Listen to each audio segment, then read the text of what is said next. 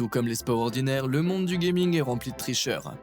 Et avec l'essor des tournois de jeux en ligne et des plateformes de streaming comme Twitch, certains joueurs exploitent ces tricheries pour s'assurer une victoire rapide. Mais il suffit d'un mauvais clic pour les démasquer et mettre à genoux leurs petits empires de jeu. Jetons un coup d'œil à quelques pirates, menteurs et tricheurs sans cervelle qui se sont fait prendre en flagrant délit de tricherie.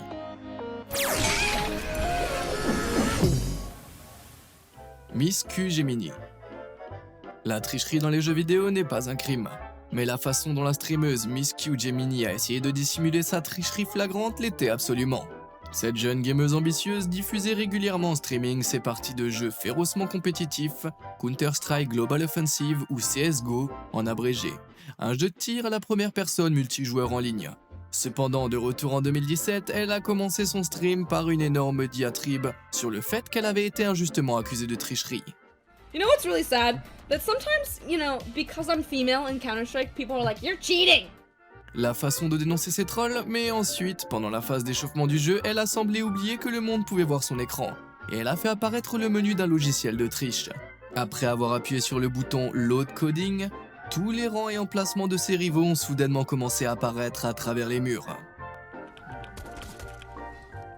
Pour ceux qui ne jouent pas à CSGO, je peux vous dire que ce n'est pas normal.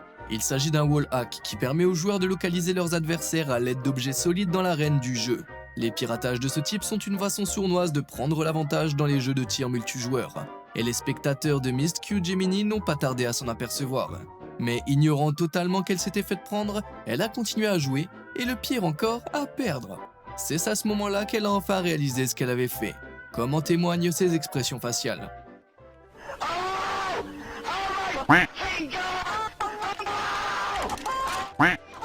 Après avoir été prise en flagrant délit, on pourrait penser que c'est le moment d'avouer, n'est-ce pas?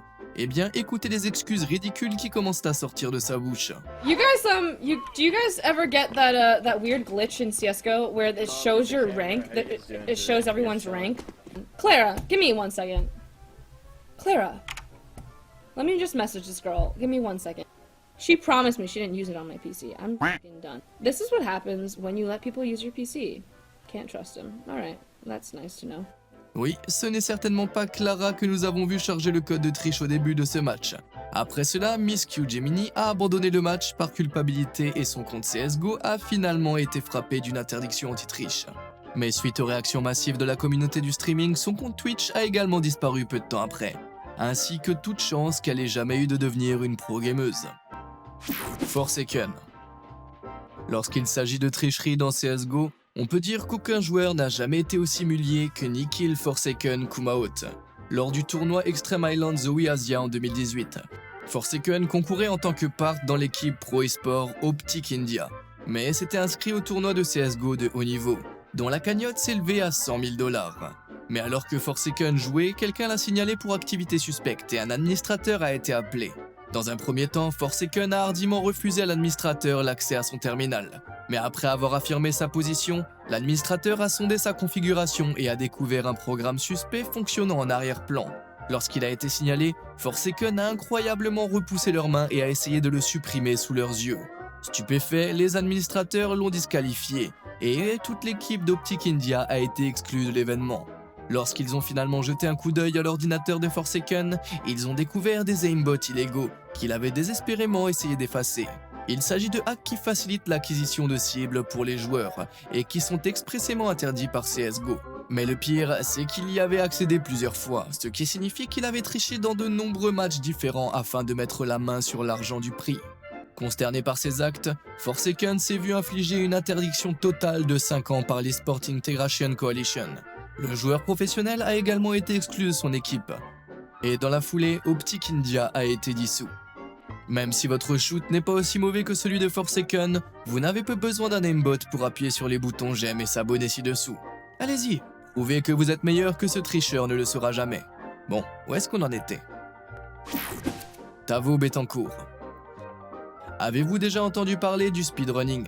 Il s'agit de joueurs qui s'enregistrent en train de courir pour terminer des niveaux ou des jeux entiers aussi vite qu'il est humainement possible de le faire. Et certains de ces temps sont si rapides qu'ils ne sont séparés que par une fraction de seconde d'une pression sur un bouton.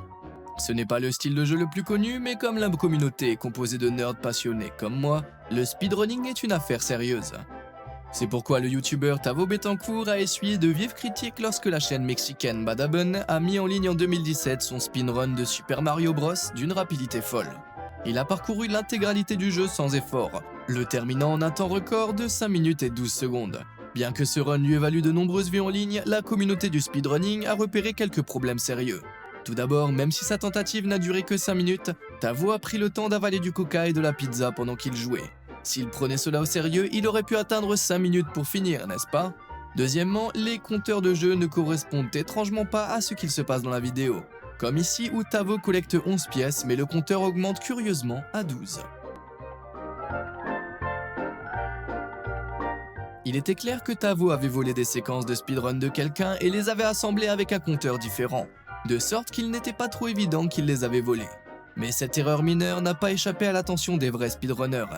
Ils ont retrouvé la séquence originale et ont révélé qu'elle avait été effrontément volée au recordman du monde, le speedrunner Darbian.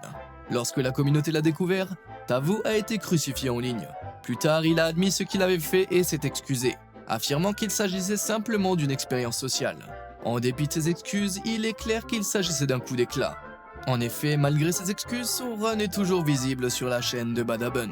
Je pense qu'il faudra plus qu'un simple montage vidéo pour que Tavo puisse se débarrasser de sa mauvaise réputation. Super Fast Jellyfish. Les appuis incroyablement précis sur les boutons et la mémoire musculaire nécessaires au speedrunning sont incroyablement difficiles à maîtriser. C'est pourquoi le speedrunning les yeux bandés est encore plus époustouflant. En utilisant uniquement des signaux audio et leur mémoire, les joueurs terminent les jeux aussi vite que possible sans regarder leur écran. Si l'on considère que la plupart des gens ne pourraient même pas dépasser le menu de démarrage des yeux bandés, il s'agit là d'un jeu de premier ordre. Aussi, lorsque le joueur inconnu Super Fast Jellyfish a diffusé en livestream son speedrun de Super Mario 64 les yeux bandés en seulement 42 minutes, la communauté du speedrunning a été stupéfaite. Mais pas dans le bon sens du terme. Pour commencer, il n'y a que 3 streamers certifiés ayant les yeux bandés qui ont soumis leur temps dans cette catégorie, allant de 24 minutes à 1h58 minutes. Super Fast Jellyfish se retrouve donc en 3e position, même s'il affirme n'avoir jamais fait que 3 speedruns les yeux bandés auparavant. Cependant, comparé à ses concurrents, le gameplay de Super Fast Jellyfish était suspect. Il a laissé les alertes audio activées, ce qui est très gênant et peut perturber le timing d'un vrai speedrunner les yeux bandés. Let's go. Thank you for the follow. I fell off. I can tell I fell off. This is your second blindfolded run, isn't it? Technically this is my third. Sans se laisser décourager, il a ensuite poursuivi son discours à travers des sections qui, comme le savent les vrais speedrunners aux yeux bandés, requièrent une attention particulière aux détails audio. Did I check for saves? No, because I don't save the game. Ce sont des signaux d'alarme pour la communauté du speedrunning, et ils ont dénoncé Super Fast Jellyfish pour avoir triché en utilisant un bandeau à travers lequel ils pouvaient voir. Manifestement pris au dépourvu, Super Fast Jellyfish a fini par s'expliquer, enfin en quelque sorte. What you may not know is that speedrun was purposely fake. It was purposely fake. Au lieu de présenter des excuses en bonne et due forme, il a tenté de sauver la mise en affirmant qu'il avait délibérément triqué le speedrun. Et pourtant, il ne l'a admis qu'après avoir été démasqué. C'est ce qu'on appelle tricher, mon pote. Bonne chance pour la prochaine fois. Joshua O'Tonnell Creekshower. Les développeurs de jeux vidéo diffusent souvent en streaming les jeux sur lesquels ils travaillent, ce qui est une façon géniale d'interagir avec la communauté du jeu. Mais ces développeurs ont généralement des capacités spéciales que les autres joueurs n'ont pas, ce qui peut ressembler à des tricheries, comme Joshua O'Tonnell Creekshower l'a maladroitement découvert en 2017. Le directeur technique du jeu de bataille royale H1Z1 a décidé de diffuser sur Twitch le match qu'il joue avec ses amis. Mais lorsqu'il a fait exploser un groupe de joueurs rivaux, leurs réactions l'ont choqué. Why are you cheating, really, dude? You're cheating? A dev cheating. Wait, can you not see him? You can't see me?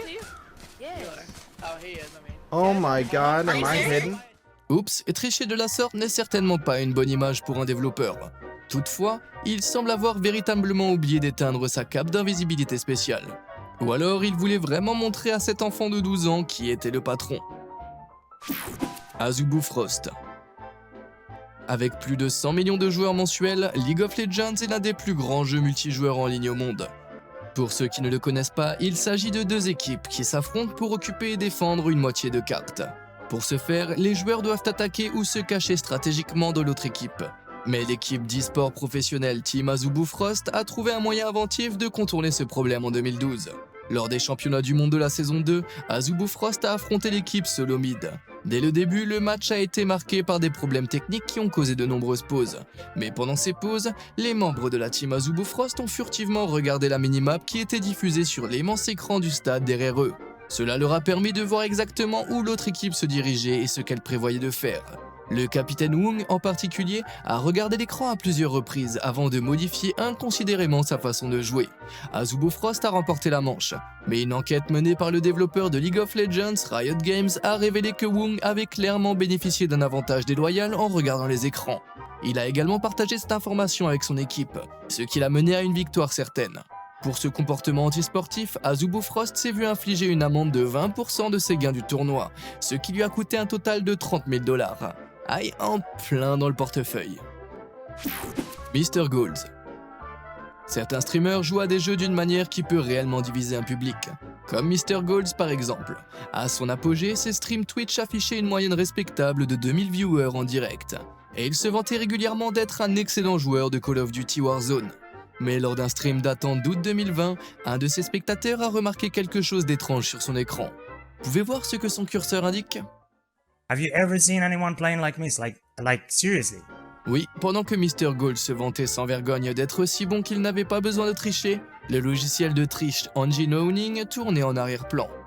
Engine Owning est une application qui admet librement qu'elle vend des logiciels de triche pour de nombreux jeux, y compris Call of Duty.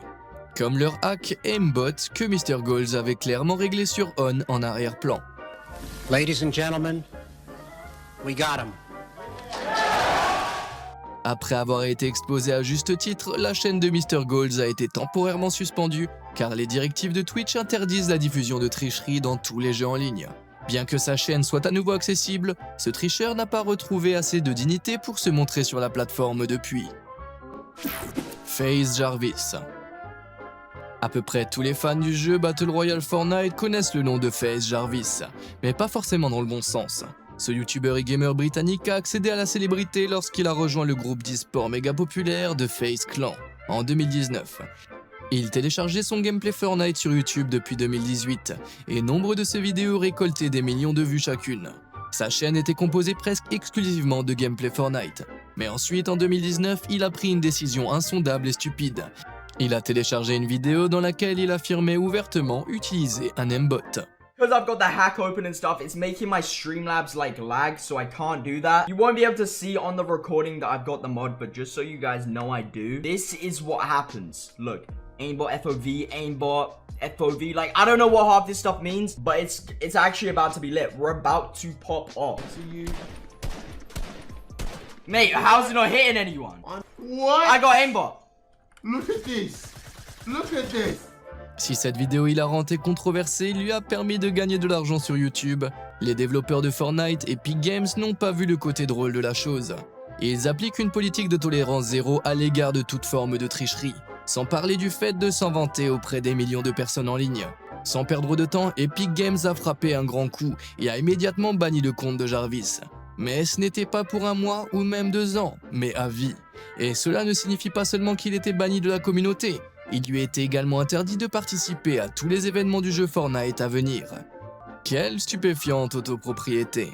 Dans le plus pur style YouTube, Jarvis a publié une vidéo d'excuses larmoyantes dans laquelle il admet ses infractions et accepte la décision d'Epic Games. I'm truly like so sorry. Epic, I know I have to take accountability for my actions, and you know I'm gonna do my best to accept any punishment that like comes my way, whatever happens. I'm not trying to find like a quick road out, but like being banned forever is just like thinking about a lifetime ban is just I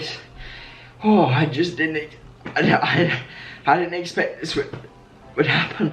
Malgré toutes ces larmes, son compte est toujours banni près de 2 ans plus tard. Il est clair que lorsqu'il s'agit de tricherie, Epic Games n'y va pas de main morte. Zacubus. Au Royaume-Uni, il y a un joueur qui est connu pour ses compétences et son style. David Zacubus Tracy est un streamer Twitch qui porte une cravate et une chemise et qui joue professionnellement depuis plus de 17 ans. Mais même avec toute cette expérience et ce style derrière lui, cela ne l'a pas empêché de tricher lors de la convention de jeu DreamHack en 2018. Il a été surpris en train de faire équipe dans Fortnite, c'est-à-dire qu'un joueur parle et travaille avec des joueurs rivaux au lieu de les affronter dans le jeu. Bien que presque tous les joueurs de Fortnite le fassent, le diffuser depuis la grande convention de jeux d'Europe n'était pas l'idée la plus brillante de Zacubus. Oh!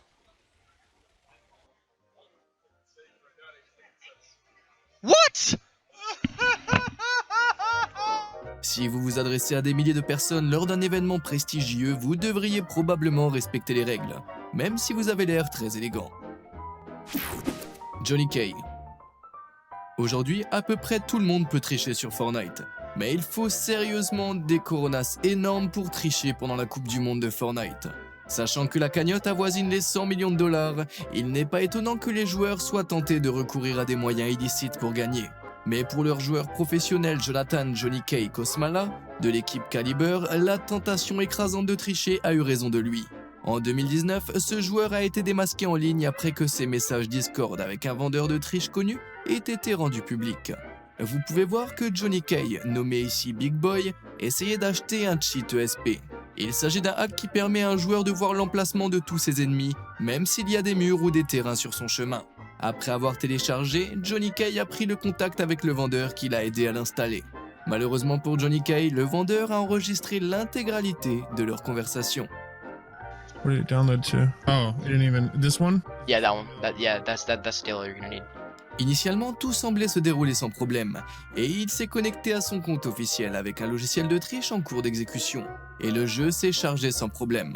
Mais tout à coup, son compte a été repéré par le logiciel anti-triche de Fortnite, et il a été immédiatement exclu du jeu pour avoir triché. Et pour remuer le couteau dans la plaie, le vendeur a publié l'intégralité de son appel au vu et au su de tout le monde. Après avoir été ainsi démasqué, l'équipe Team Caliber s'est empressée d'expulser le tricheur de son équipe et de couper tous les ponts avec lui. Bien qu'elle ait l'air mauvaise, je ne pense pas que la déchéance de Johnny K soit trop douloureuse. Après tout, ces coronets massifs ont probablement amorti sa chute. Marquis Locuras. Même si Fortnite est l'un des plus grands jeux vidéo dans le monde, il souffre toujours de son lot de bugs. Si l'exploitation de ces bugs est généralement mal vue, en abuser lors de matchs ou de tournois professionnels est évidemment une bêtise. Mais pas assez évident pour le joueur professionnel de Fortnite, Marquis Locuras.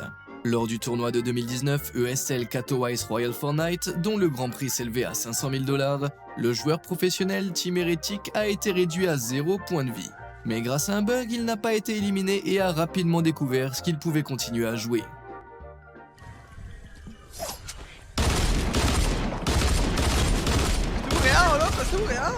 Or, il aurait dû alerter un administrateur de l'erreur. Au lieu de cela, il a exploité le bug et a attendu d'être réanimé par ses coéquipiers. Mais lorsque son coéquipier lui a demandé ce qu'il s'était passé, il a fait ceci.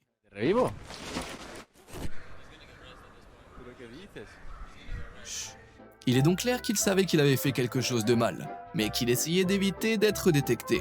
Finalement, les administrateurs ont vu ce qu'il avait fait et lui ont demandé de partir. Mais incroyablement, Marquis a refusé. Give me a reason. I need a reason. Après avoir tergiversé aussi longtemps que possible, il a finalement été convaincu de quitter son terminal et a été disqualifié du tournoi. Mais cet incident a suscité un énorme débat en ligne. Techniquement, il s'agissait d'une faille, et Marquis n'avait donc délibérément pas conçu cette tricherie. Mais en tant que joueur professionnel, il aurait dû savoir qu'il ne fallait pas essayer de l'exploiter. En fin de compte, il n'a subi aucune sanction à part la disqualification. Même si vous ne jouez pas à Fortnite, pensez-vous que ce jugement était juste? Dites-le moi dans les commentaires. Shroud. Comme Fortnite, PlayerUnknown's Battlegrounds, ou PUBG en abrégé, est un jeu de type bataille royale, qui a un énorme problème avec les hackers. Depuis sa sortie en 2017, la plupart des cheats utilisés dans ce jeu tournent autour de l'amélioration de la précision ou de la vitesse des joueurs. Mais il y a une triche qui est si hilarante et stupide que même le célèbre streamer Michael Shroud Krzyzek n'a tout simplement pas pu résister à l'envie de s'y impliquer. Avec plus de 9 millions de followers sur Twitch, ce streamer professionnel accumule des dizaines de milliers de vues par stream. Et cela signifie qu'il y a eu de nombreux témoins lorsqu'il a participé aux pitreries de ce groupe de hackers en 2018. I'm busy. What the hell? Tout comme dans le monde réel, Les voitures dans PUBG ne sont pas conçues pour voler comme ça, mais Shroud n'a pas pu résister à l'offre d'une balade gratuite. Shit, can you take me to the zone real quick? Yeah. I actually sell these cheats for a living. Wait, don't.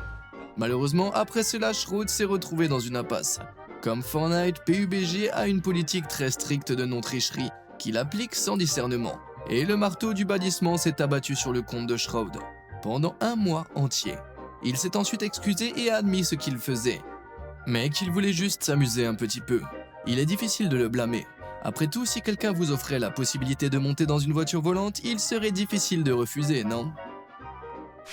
Choc. La communauté NBA 2K21 est un groupe de personnes extrêmement compétitives qui prennent très au sérieux tout soupçon de tricherie, comme l'a découvert le joueur professionnel et youtubeur Choc en 2020. C'est alors qu'un joueur rival, Jack, a critiqué son jeu et l'a dénoncé en ligne pour avoir utilisé une manette modifiée. What? I'm not defending him, but he doesn't. The Zen start in the center. It doesn't matter. You can do it without it, bro. Let's watch. Shoot a fade. Si, comme moi, vous ne jouez pas à NBA 2K21, cette explication est probablement passée au-dessus de la tête. Laissez-moi donc vous expliquer. Vous pensez peut-être qu'une manette modifiée possède des leviers et des boutons conçus pour faciliter et accélérer les frappes, mais ce n'est pas toujours aussi évident. Des manettes comme la Cronus Zen par exemple peuvent faire fonctionner des logiciels comme Aimbot, ce qui permet de marquer des paniers dans le jeu beaucoup plus facilement. Et c'est quelque chose que Tiak a agressivement accusé Choc de faire. Why does his bar not move in this game? His bar does not move. Hold on. Let's look at this. Why does his bar not move?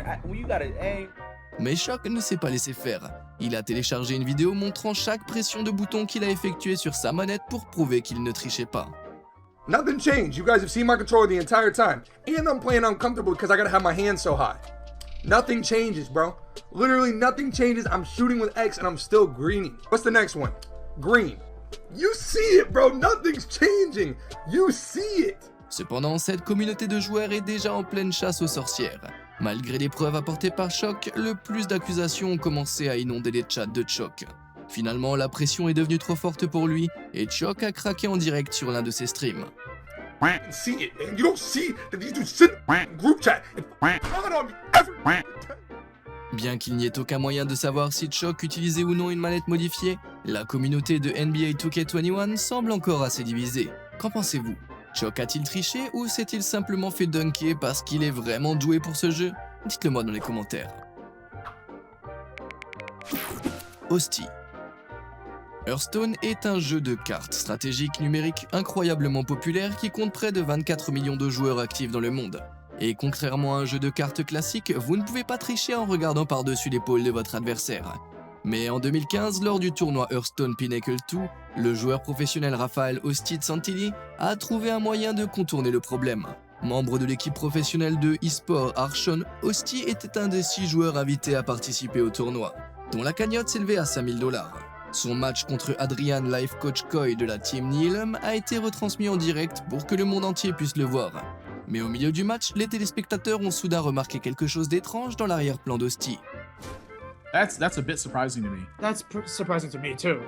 De manière assez embarrassante, la configuration de Hostie se reflétait dans le cadre de la photo derrière lui, montrant qu'il regardait 2 écrans différents. Et l'un d'entre eux affichait le flux en direct du tournoi, ce qui signifie que Hostie avait une vue complète de la main de Life Coach. C'est ce qu'on appelle le stream sniping. C'est la version numérique de l'observation de cartes de votre adversaire.